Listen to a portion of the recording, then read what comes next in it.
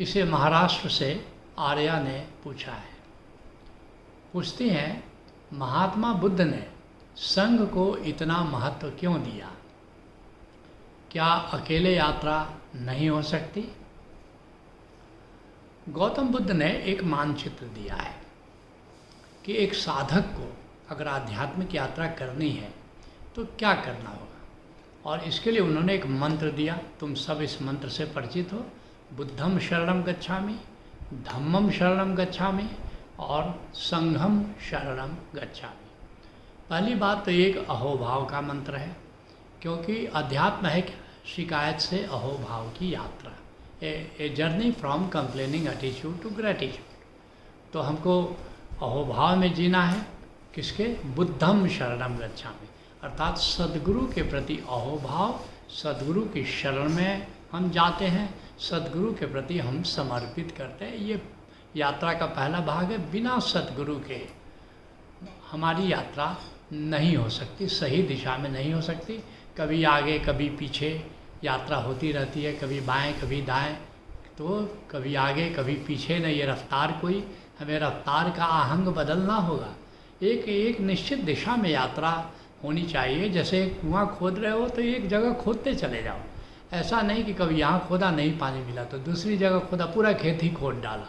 तो गौतम बुद्ध कहते हैं कि एक पहला शुरू करो कि एक सद्गुरु को खोजो, एक बुद्ध पुरुष को खोजो जो तुम्हें गाइड करने को राजी है, जो तुम्हें स्वीकार करने को राजी है।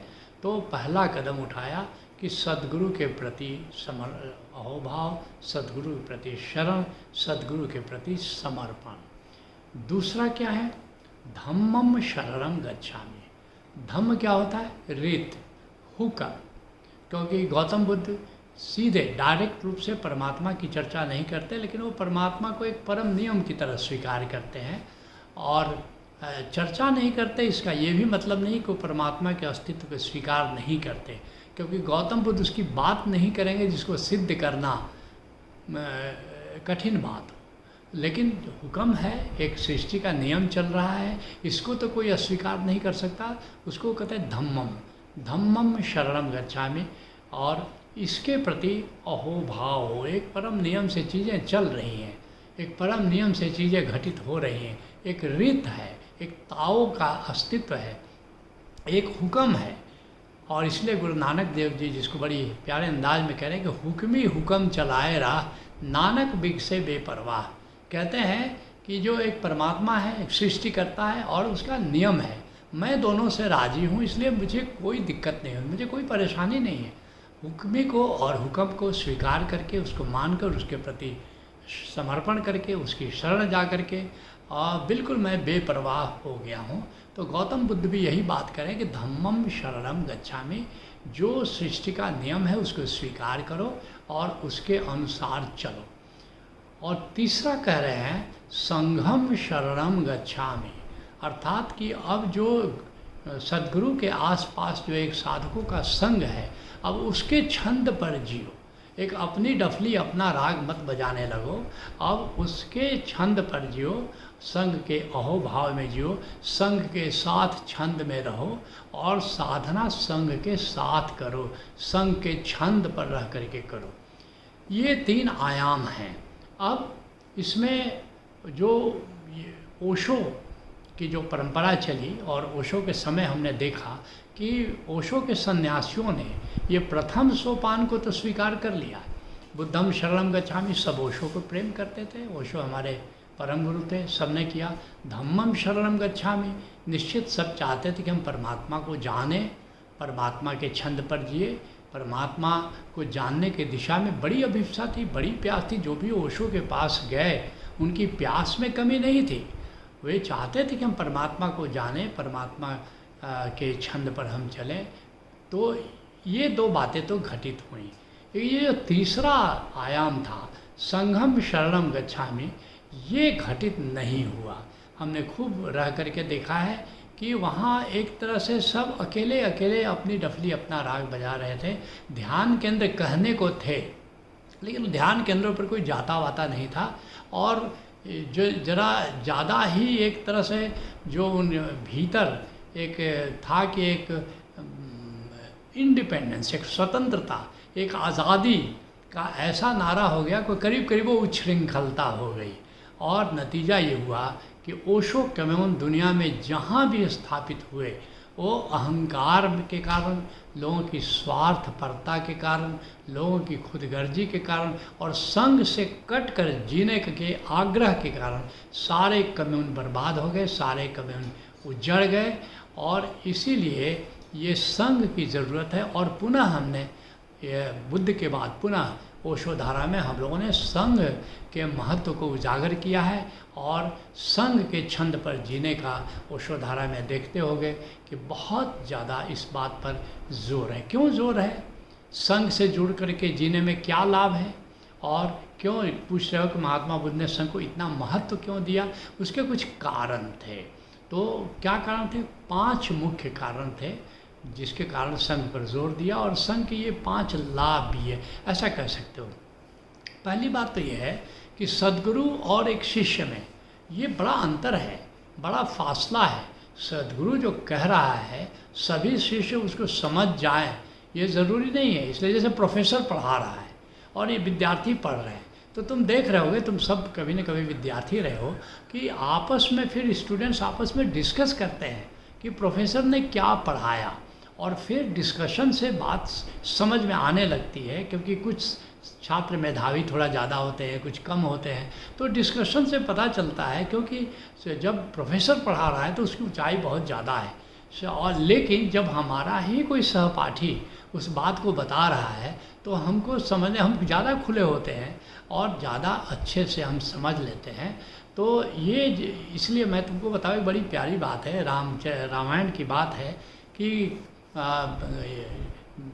गरुड़ गए अपना भगवान शिव के पास और उन्होंने कहा कि आप हमको राम कथा सुनाइए। शिव ने कहा देखो गरुड़, मैं सुना तो दूंगा लेकिन तुम मेरी बात समझोगे नहीं। तो काक भुसुंडी जी काक योनि में है, पक्षी ही है, तुम भी पक्षी हो, तो खग जाने खग ही की भाषा, उनकी भाषा तुम ज़्यादा समझोगे तो तुम वहाँ जाओ। कथा कहती है कि वे गरुड़ जी वहाँ काक भुसुंडी जी के पास गए और वहाँ राम कथा उन्होंने सुनी और उनका अहंकार गल गया और फिर से वे भक्ति में लग गए। तो पहला लाभ ये है कि संघ में कई सीकर्स एक साथ चल रहे हैं, तो आपस में हम विचार विमर्श कर सकते हैं और एक दूसरे से हम समझ सकते हैं। दूसरा लाभ है कि जहाँ बुद्ध का संघ रहता है और वहाँ पर एक बड़ी घनीभूत ऊर्जा होती है। जैसे तुम आश्रम में आते हो, तुम सब कई बार कहते हो कि जो आश्रम में हमारी साधना होती है, जो समाधि लगती है, जो सिमरन होता है, घर जाके नहीं होता है। क्योंकि यहाँ एक घनीभूत ऊर्जा मंडल है, एक ऊर्जा क्षेत्र है जहाँ इतने सारे सीकर से एक साथ रहते हैं। तो एक घनीभूत ऊर्जा मंडल का जन्म होता है और फिर तुमको उस ऊर्जा मंडल में यात्रा करना बहुत आसान हो जाता है। जो तीसरा लाभ है कि जो परस्पर, जैसे तुम हॉस्टल में विद्यार्थी रहते हो और घर पर भी एक विद्यार्थी रह के पढ़ता है, तो जो हॉस्टल में विद्यार्थी रहते हैं उनको एक एडवांटेज रहता है कि वे क्या, एक परस्पर देखते वो पढ़ रहा है तो हम भी पढ़ें, तो एक दूसरे से बड़ी प्रेरणा मिलती है और एक पढ़ाई का एक वातावरण होता है। तो ठीक ऐसे ही जब तुम संघ में जाते हो, जैसे मान लो तुम ध्यान केंद्र में जाते हो, सभी सीकर्स वहाँ आते हैं, किसकी कैसी प्रगति हो रही है उसकी खुशी देखते हो, आनंद देखते हो, प्रेम देखते हो, वो नाचता हुआ गाता हुआ, तो तुमको बड़ी प्रेरणा मिलती है कि अरे वाह, गुरु की चर्चा होती है, गोविंद की चर्चा होती है, संघ की चर्चा होती है, कार्यक्रमों की चर्चा होती है। तो वहाँ पर क्या होता है कि एक परस्पर जो है उत्प्रेरणा होती है, परस्पर एक मोटिवेशन होता है कि अरे वाह हम भी यात्रा पर चले। तो ये तीसरा संघ का लाभ है। और चौथा है कि जब तुम अकेले अकेले यात्रा करते हो तो अहंकार पकड़ लेता है कि हम तो बड़े अच्छे साधक हैं, और नहीं तो एक निराशा पकड़ लेती है। लेकिन ये अहंकार जो पकड़ता है, दोनों ही यद्यपि ठीक नहीं है, लेकिन अहंकार तो और भी बाधक है।